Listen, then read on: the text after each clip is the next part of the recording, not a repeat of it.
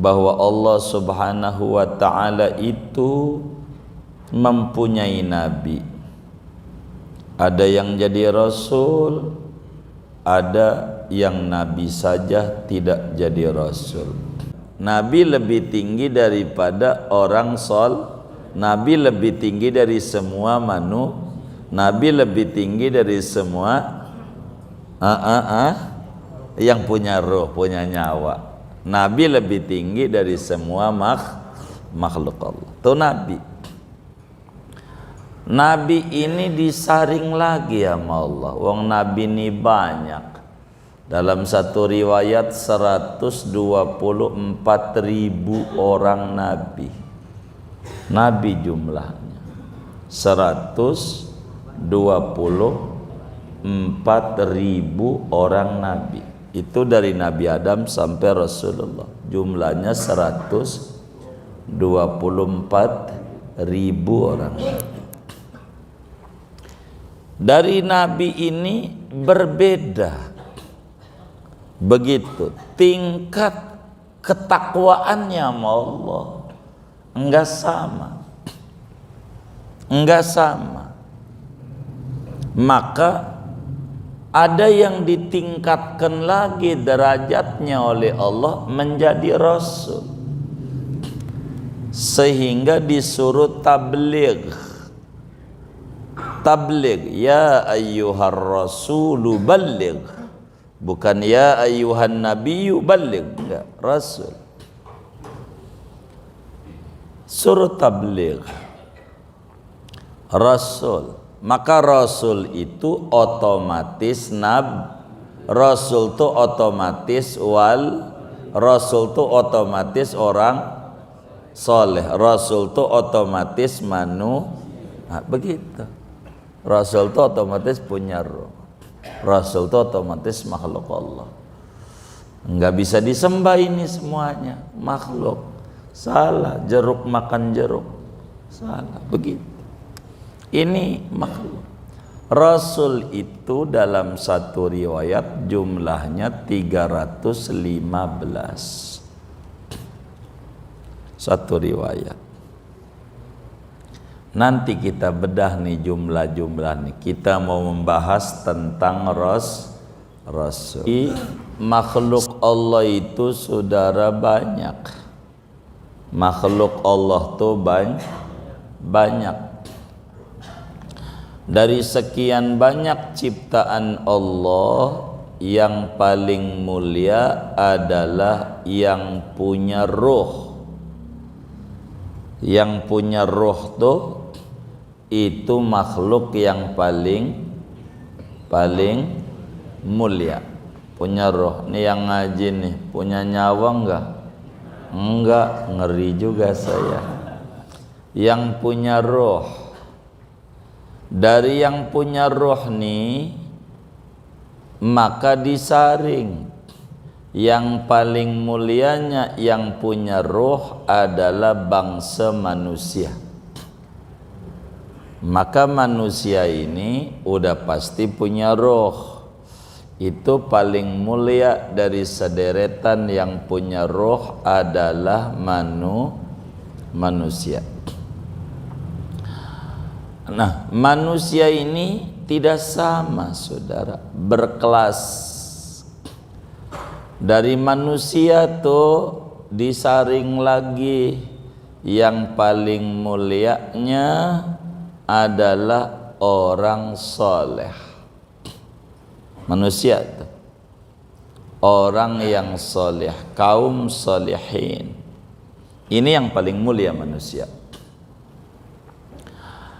Dari orang-orang soleh ini enggak sama tingkat kesalehan, berbeda-beda. Maka masih disaring lagi. Yang paling mulianya yang pangkatnya siddiqin. Bahasa kita orang para wali Allah. Begitu, para wali Allah. Jadi kalau udah ngomong wali, berarti di dalamnya pasti orang soleh tuh pasti punya nyawa, pasti makhluk Allah. Begitu kan urutannya begitu. Dari wali-wali ini karena tingkat ibadahnya tidak sama kepada Allah, maka disaring sama Allah, ditinggikan derajatnya, namanya nabi. Nabi. Maka nabi itu lebih tinggi daripada wali.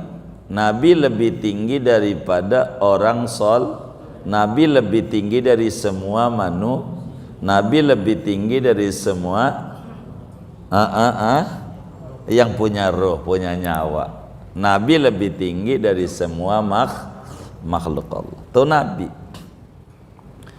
Nabi ini disaring lagi sama Allah. Wong Nabi ini banyak.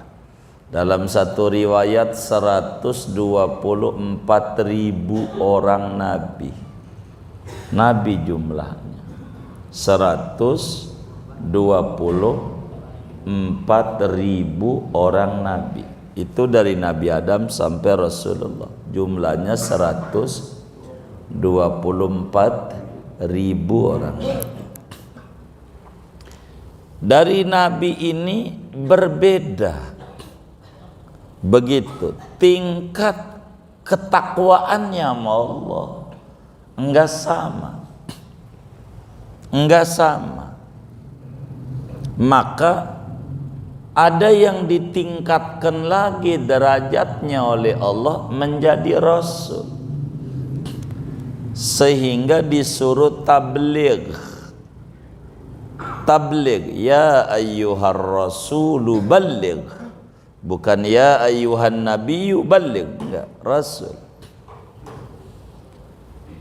Suruh tabligh, Rasul. Maka Rasul itu otomatis Rasul itu otomatis Rasul itu otomatis orang soleh. Rasul itu otomatis begitu. Rasul itu otomatis punya roh. Rasul itu otomatis makhluk Allah. Enggak bisa disembah ini semuanya makhluk. Salah, jeruk makan jeruk. Salah, begitu. Ini makhluk. Rasul itu dalam satu riwayat jumlahnya 315. Satu riwayat. Nanti kita bedah nih jumlah-jumlah nih. Kita mau membahas tentang Rasul. Sehingga saudara, seorang Rasul itu kriterianya adalah insanun, manusia. Rasul itu manusia. Ingetin tuh, yang namanya Rasul manusia. Begitu, manusia. Artinya bangsa jin tidak ada yang jadi Rasul, sebab Rasul kudu manusia. Nggak ada jin yang jadi Rasul. Begitu. Yang terkenal jin di Jakarta Barat, jin Tomang. Ada filmnya itu. Begitu. Bener nggak? Sebelah mana itu jinnya itu? Tomangnya kan kita tahu ya kan. Saya belum dengar jin Rablong, jin Tomang. Kita ada tuh dulu filmnya. Begitu. Nah, nggak ada jin yang jadi Rasul, nggak ada, karena bukan manusia. Kedua, kriteria Rasul itu zakarun, manusianya berkelamin laki-laki. Artinya enggak ada perempuan yang jadi Rasul, enggak ada. Enggak ada. Siti Maryam bukan Rasul, manusia. Bukan Nabi juga. Yang ketiga adalah hurun, manusia jenis kelamin laki-laki merdeka, bukan budak, atau mantan budak, merdeka. Maka Luqman Al-Hakim yang namanya diabadikan dalam Al-Quran bukan nabi, bukan rasul, sebab mantan budak.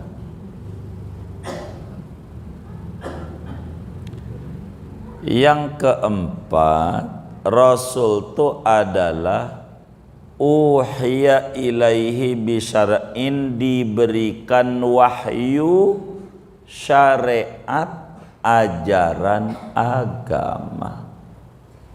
Itu rasul, diberikan wahyu syariat. Yang kelima, wa umira bitablighi, disuruh tabligh, nyampaikan. Bila dibuang yang kelima, namanya nabi. 1, 2, 3, 4 itu kriteria nabi. Jadi bedanya nabi dan rasul pada persoalan tabligh. Begitu. Apa yang dimaksud dengan kita beriman kepada rasul?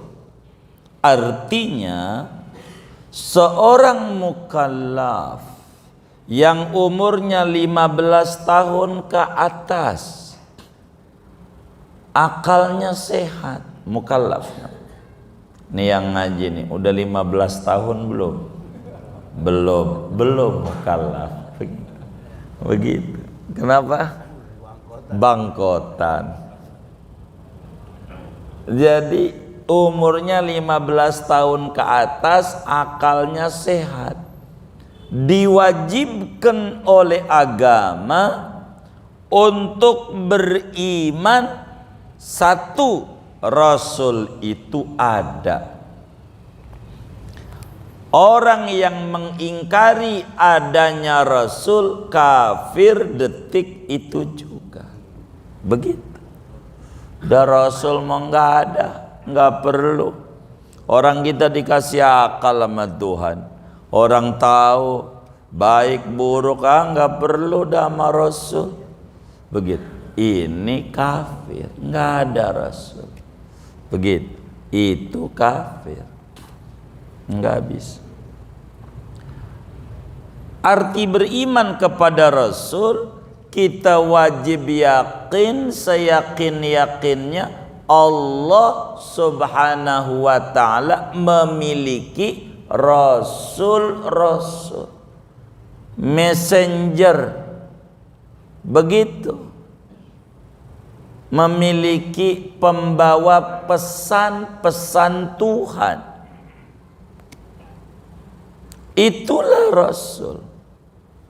Begitu.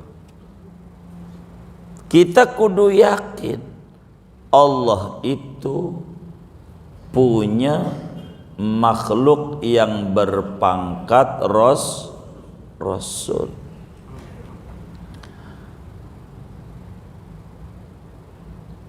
Kemudian kita wajib meyakini yang namanya rasul itu tidak pernah melakukan dosa, mau kecil mau besar, sebelum menjadi nabinya, sebelum menjadi rasulnya, maupun sesudahnya. Jadi mau sesudah mau sebelum, yang namanya rasul dari kecil diberi kelebihan oleh Allah, namanya maksum. Maksum itu terjaga dari kesalahan. Kita wajib yakin yang namanya rasul sejaklah Nabi Allah Adam alaihi salam sampailah junjungan kita Habibuna Muhammad sallallahu alaihi wasallam, itu enggak pernah melakukan dosa. mau dosa besar, mau dosa kecil. Enggak ada. Kita wajib yakin. Wajib yakin. Hendak boleh terlontar daripada kita punya mulut, akan keluar akidah sunni kita bila kita mengata Rasul itu boleh saja melakukan dosa. Seperti dalam Hizbut Tahrir, itu di dalam akidahnya yang ditulis oleh Taqiyuddin An-Nabhani, boleh saja Rasul itu berbuat dosa sebelum jadi nabi. Baru sesudah jadi nabi kagak dos, ini keluar daripada sunni. Enggak ada. Rasul itu dari kecil, bahasa gampangnya dari mencret, begitu, ampe bangkotan, ampe wafat.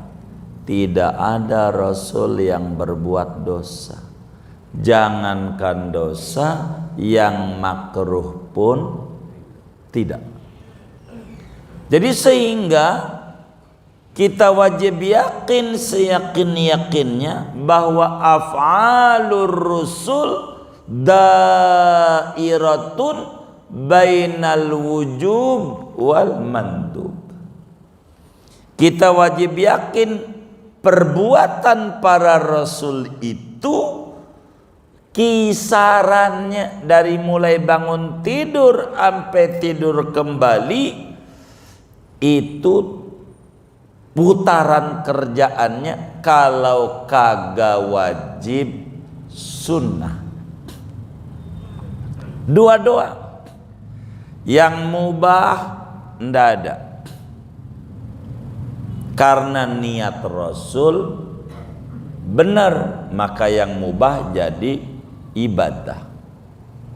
Yang makruh andai dikerjakan oleh Rasul sebagai taklim, ngebilangin begini nggak bagus, kudu dicontohin. Begitu, kayak simulasi kan dicontohin, tapi bukan ngajarin, ngebilangin ini nggak benar. Begitu, maka putarannya pekerjaan Rasul itu kalau nggak wajib sunnah, kalau nggak sunnah wajib. Itu kisaran Rasul. Jangankan yang dosa, yang makruh pun tidak. Dan ini arti iman kepada Rasul. Bila kita mendengar ada dalil-dalil atau ada ayat-ayat yang terkesan Rasul itu berbuat dosa, maka lihat keterangan-keterangan yang utuh, jangan sepotong-sepotong, biar kita tidak keliru. Contoh Nabi Adam. Nabi Adam makan buah yang dilarang. Kan begitu. Nabi Adam makan buah yang dilarang. Kira-kira dosa enggak? Kan dilarang.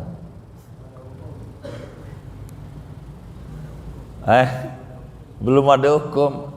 Ntar itu alasannya gitu. Kita tanya dosa apa kagak gitu.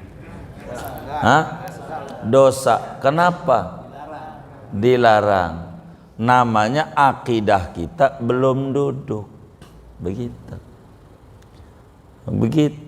Kita wajib yakin yang namanya Rasul itu tidak pernah berbuat dosa. Itu kudu duduk. Duduk itu apa ya? Kudu mantep. Jadi saya mau tanya dulu, yakin gak Rasul tuh gak ngerjain dosa? 100%? 100%. Saya mau tanya, Nabi Adam tuh makan buah yang dilarang, dosa enggak?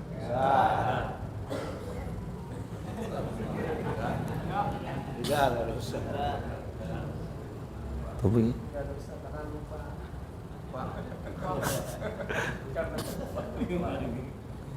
dosa enggak? Kenapa enggak dosa? Karena Rasul tidak pernah ngerjain dosa. Itu makan buah dilarang. Maka lihat lagi ayatnya, biar kitanya jangan salah. Quran jangan sepotong-sepotong. Begitu.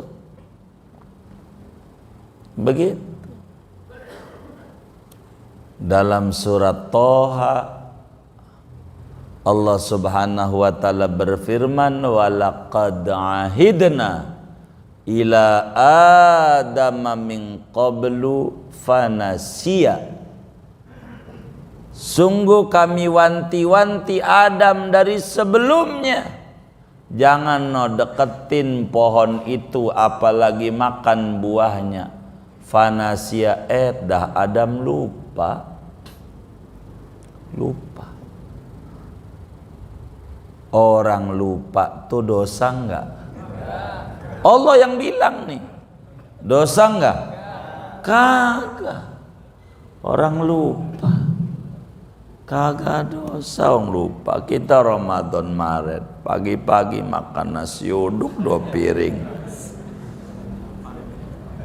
udah 2 piring, ingat ya Allah lagi puasa, batal enggak? Kenapa? Ya lupa.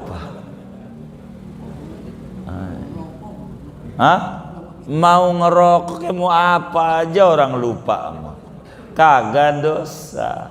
Lupa. Allah yang bilang. Lalu kenapa Nabi Adam kalau enggak dosa diturunin ke bumi? Kalau enggak dosa, tuh namanya akal masih berenang-renang. Begitu. Kenapa diturunin ke bumi? Ya Allah, justru harus alhamdulillah. Kalau enggak diturun ke bumi, kita ora ada.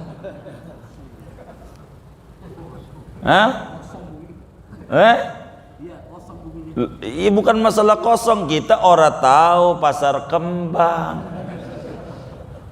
Begitu. Bukan masalah kosong. Begitu. Jadi itu alhamdulillah. Maka kata Imam Ibnul Arabi, sebagaimana dikutip oleh Imam Sawi di dalam Hasyiatus Sawi pada tafsir Jalalain, syarah dari tafsir Jalalain, qala Ibnu Arabi lau kuntu makana Adam, andai aku itu kayak Adam kala itu, saya enggak pakai dirayu-rayu ama bini lama-lama sampai lupa, gua makan aja tuh buah. Andai di bumi ini enggak ada apa-apa kecuali cuman yang ada Nabi Muhammad saja yang lahirnya di bumi Mekah, udah cukup kemuliaan turunnya Adam dari langit, dari surga ke bumi. Andai enggak ada yang ibadah, apalagi ada yang kayak saudara ngaji begitu, bukan lagi di Mekah, Madinah. Benar enggak? Iya, ya Allah. Gitu. Udah cukup. Orang Nabi bahkan lahir di bumi. Buminya namanya bumi Arab. Kotanya namanya kota Mekah. Adanya di bumi. Itu anak cucunya Adam. Begitu. Udah cukup untuk begitu. Dan juga memang Nabi Adam paham. Allah berfirman di Al-Baqarah awal-awal, idz qala rabbuka lil malaikati inni ja'ilun fil ardi khalifah. Inni ja'ilun fil ardi khalifah. Siapa khalifah? Tafsir Jalalain aja, ai Adam. Ketika Tuhan berkata malaikat Adam mau menjadi pengelola bumi, lah kalau kagak makan itu kagak bisa ngelola bumi. Adam tahu, maka salah ya kagak. Begitu. Enggak bedanya ada sinetron namanya Cinta Fitri. Begitu. Maka adalah pemainnya namanya Farel. Begitu. Punya cewek namanya Fitri, punya musuh namanya Miska.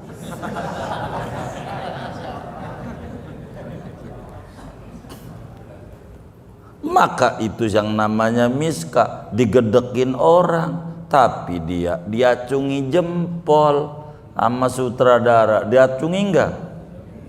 Kenapa diacungi jempol? Berhasil.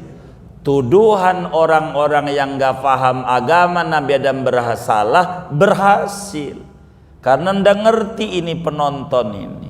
Kalau itu tuh kayak begitu, seperti nggak mengertinya yang nonton sinetron sedih, lalu dia nangis. Ini nggak ngerti. Kenapa? Dia menangis dapat duit. Bener nggak? Justru kalau kagak nangis, kagak dapat. Lah kita nangis ini siapa yang mau bagi duit? Hah? Orang gila, biasa aja, ngapain? Begitu. Ini emosinya ke bawah, bukan emosi ke bawah, biasa aja. Ini Bang Madit nih, nah, sumbangan ini, pakai dicatat-catat. Ya enggak begitu kita mengomentari. Mau dia nyumbangnya pakai diumumin, pakai dicatat. Mau dia nyumbangnya pakai kagak diumumin, kagak pakai dicatat, masih bagus. Begitu. Mau pakai terang-terangan, pakai diem-diem, bagus. Yang nggak bagus nyumbang kagak, nyinyir. Bener nggak? Ini kagak bagus ini. Begitu, kayak begitu. Orang ngorban disalahin mulu, dia ngorban kagak. Setelah ada dia nanya, Kiai bagaimana kalau punya kredit, punya utang nih, ngorban apa kagak? Gitu. Pengen dijawab makanya kagak. Selamat, kagak, hilang lagi duit. Tar tahun besok lagi. Pas mau lunas, lihat motornya, kredit lagi kulkas. Utang lagi, ntar lagi kredit lagi rumah di Ciseeng, mana 20 tahun, nanya lagi, ini punya utang, ini alamat yang kayak begini. Nah, jadi memahami agama ini harus utuh. Jadi Nabi Adam ya kagak salah, tuduhan doang. Skenario Tuhan. Begitu. Orang ndak ngerti. Kenapa Nabi Adam nggak salah istighfar? Kan nggak salah. Itu dia, kita yang salah. Kudunya juga yang muncul, ono kagak salah istighfar. Kudunya juga kita yang banyak salah. Orang Nabi aja yang kagak ada dosanya istighfar sampai 100, kagak ada dosanya. Kita yang ada dosanya istighfar kagak pernah sampai 100. Begitu. 3 kali aja kepanjangan. Begitu. Coba. Ada aja alasannya. Kayak teman kita diajarin sholawat, baca habis sholat sallallahu Muhammad, ya Allah pendek amat. Ya udah buat ente baca sholat nariyah 100, ya panjang amat. Jadi apa maunya ya? Salah mau. Ini tidak benar. Maka wajiblah kita yakin, seyakin-yakinnya para nabi itu maksum, terjaga dari dosa kecil maupun dosa besar. Boro nabi yang pangkatnya tinggi, di bawahnya yang namanya wali, ada banyak wali-waliullah yang mahfuz. Apa mahfuz? Pangkat yang diberikan oleh Allah kepada wali-walinya, terjaga dari dosa dari kecil. Wali enggak berbuat dosa, orang biasa kagak ada dosanya, ada banyak.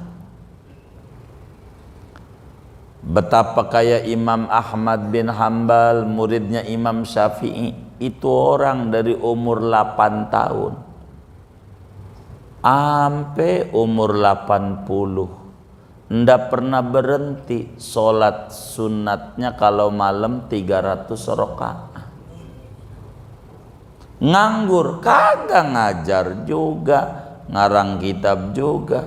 Kalau kita sih alhamdulillah, ngajar kagak, ngarang kitab kagak, tahajud juga. Innalillahi wa inna ilaihi raji'un. Itu dari kecil. Nggak usah Imam Ahmad yang di zaman Imam Syafi'i 200-an. Yang belakangan, ini mau haul seminggu lagi tanggal 8 Dzulqa'dah. Imamul Haddad. Ini bulannya udah Dzulqa'dah, ini kan tanggal 2 apa ya ini ya? Imamul Haddad itu dari kecil umur 8 tahun sholat sunat 100 rakaat, ampe diri pakai tambang, saking kakinya udah capek pakai tambang, pegangan biar dia diri. Kita sih belum pernah sampai gitu-gitu. Wali kelasnya begitu. Kita juga wali juga sih, wali murid. Begitu saudara. Jadi tuh mahfuz, terjaga dari dosa, terjaga dari dosa.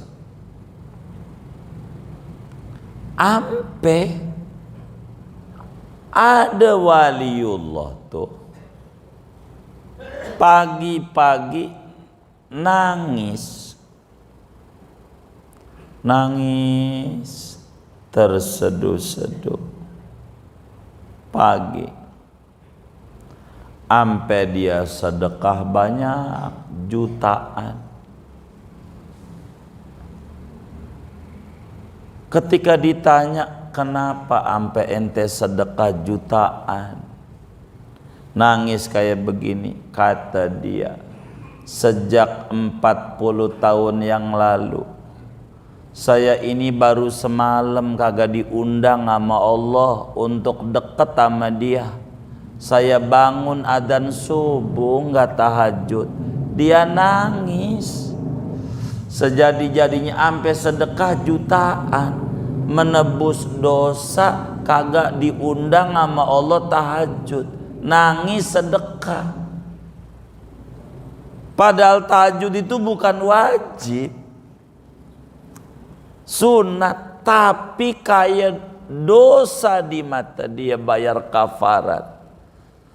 Kalau kita sih kepikiran pengen kayak begitu aja, kagak. Nangis boro-boro biasa aja. Kita enggak tahajud juga biasa, enggak ada sedihnya gitu. Enggak ada. Witir aja Ramadan 3, sekarang alhamdulillah tidak. Biasa aja.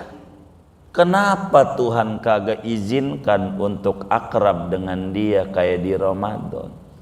Ada apa ini? Enggak bertanya gitu. Tapi wali 40 tahun pere sekali, nangisnya luar biasa sampai sedekah jutaan. Begitu, kayak begitu. Kalau kita mah ya Allah baru juga sholat duha seminggu, warung belum ada perubahan, Tuhan kita gugat. Ini apa budak Tuhan ini ya? Kagak denger apa ya? warung ini gagal laris, gua berhenti juga berhenti. Ada nggak yang kayak begitu tuh? Nggak ada, alhamdulillah. Takut ada doang. Begitu. Coba saudara, ini Rasul ini untuk kita teladani. Dia nggak ada dosa, istighfar. Nabi Adam baca Rabbana dzalamna anfusana, padahal enggak salah. Begitulah akhlak orang-orang luhur di mata Allah, akhlaknya. Maka dari sana muncul dalam dunia sufi.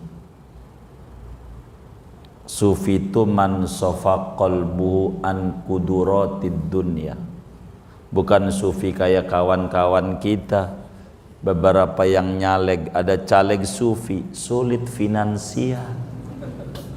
Ini namanya caleg, pangkatnya duafa. Sufi.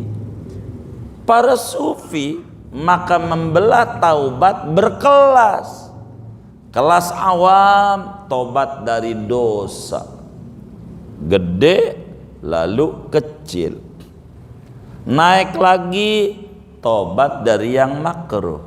Naik lagi, tobat daripada berlebihan yang mubah. Sampai begitu.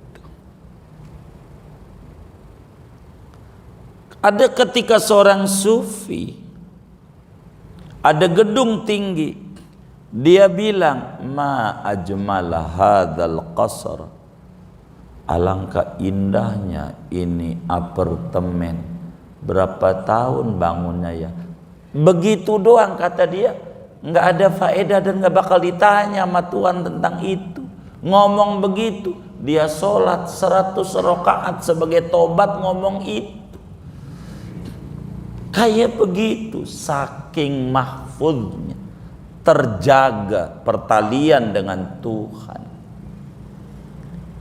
Wali, apalagi nabi, begitu nabi. Jadi nabi itu tidak mengerjakan dosa kecil maupun gede sebelum jadi nabi maupun sesudah jadi nabi. Kenapa? Karena mereka adalah contoh dan teladan. Teladan. Itu begitu.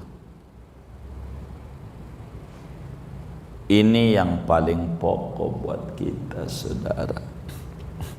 Kita wajib yakin Rasul itu terjaga daripada dosa. Tidak ada Rasul berbuat dosa, tidak ada. Makanya mereka paling dekatnya tuh, dari sekian banyak Rasul yang banyak tuh, yang tertingginya Nabi Muhammad, karena ketakwaannya beda-beda. Maka kata Al-Quran, inna akramakum indallahi atqakum. Sesungguhnya yang paling mulia di mata Allah adalah orang yang salah.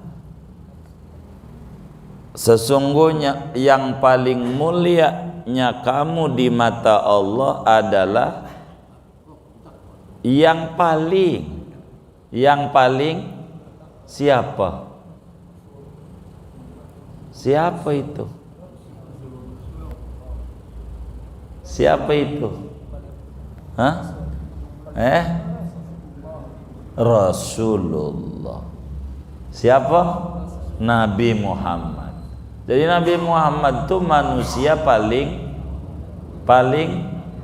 mulia, sebab paling takwa.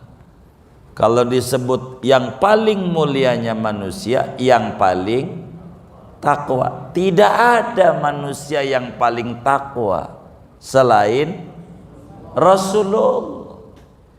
Maka dia pangkatnya asyraful anbiya wal mursalin. Sebab paling takwa. Derajat kita di mata Allah mengukur derajat ketakwaan. Itu begitu. Derajat ketakwaan. Maka kalau disebut sesungguhnya yang paling mulianya kamu adalah Nabi Muhammad. Sebab apa? Atqaku, yang paling takwa, dan tidak ada yang paling takwa sejagat raya kecuali Rasulullah. Maka dia yang paling mulia di mata Allah adalah Nabi Muhammad. Maka Nabi Muhammad itu gelarnya Habibullah, kekasih Allah. Begitu. Ana Habibullah fal musalli alayya habibi. Aku itu kekasih Allah, yang baca solawat kepadaku adalah kekasihku. Siapa orang yang pengen dicintai oleh Allah, maka bersolawatlah kepada kekasih Allah. Begitu. Jadi iman sama Rasul tuh kita kudu yakin sekuat keyakinan Rasul tuh kagak ada yang ngerjain dosa. Wajib kita imani, namanya al-ismah, maksum, terjaga. Wali itu mahfuz, istilah mananya terjaga. Sama ada orang kayak begitu, terjaga daripada dosa. Saking tingginya mereka, kadang berlebihan dari yang mubah aja udah merasa salah. Mereka itulah para rasul. Kita wajib dalam ujung Al-Baqarah, amanar rasulu bima unzila ilaihi mir rabbih wal mu'minun kullun amana billah wa malaikatihi wa kutubihi wa rusuli. Tuh, begitu. Semuanya beriman, ada rasul. Kita wajib ini imani rasul nih. Di tengah-tengah kita menjadi teladan dan contoh. Maka apa saja kalau mau nyontoh, nyontohnya Nabi. Nyontohnya Nabi. Dan ini yang harus dihubung-hubungkan dengan akal kita. Contoh, ada tetangga kita menikah, punya anak 6. Udah belum ya? Udah? Oh belum. Punya anak 6. Takut isyarat doang. Punya anak 6. Lalu dia bininya mati. Anaknya 6.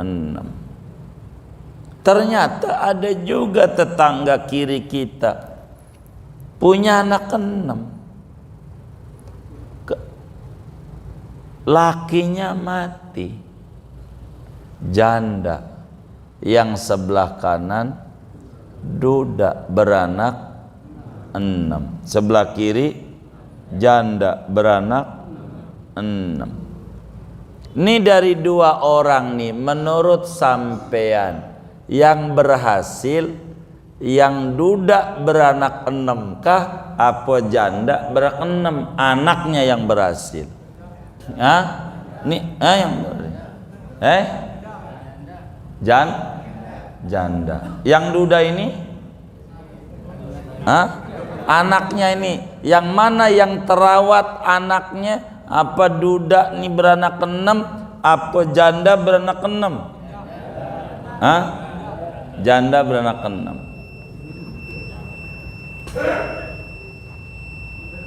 Yang duda? Hah? Anaknya? Hah? Terlantar. Nabi Muhammad itu ditinggal mati oleh bininya Siti Khadijah, anaknya 6. Tuh Fatimah tuh terlantar enggak? Begitu. Anda jangan nyontok tetangganya. Kan udah dibilangin otak kita kudu terhubung ame Nabi Muhammad. Begitu. Ono Nabi anaknya 6. Ono siapa? Fatimah Sayyidatun Nisa'i Ahlil Jannah. Itu didikan siapa? Didikan duda. Maka kalau kita mau nyontoh kemari, apanya aja nyontohnya. Begitu. Kalau Anda bilang janda, Anda menuduh Nabi Muhammad kagak berhasil. Begitu. Maka karena itu sampelnya jangan tetangga, teman, Nabi. Ini sampel, tapi segini aja. Udah, ada yang ditanya mungkin dari materi ini atau di luar, saya berdoa dipersilahkan. Allah alam.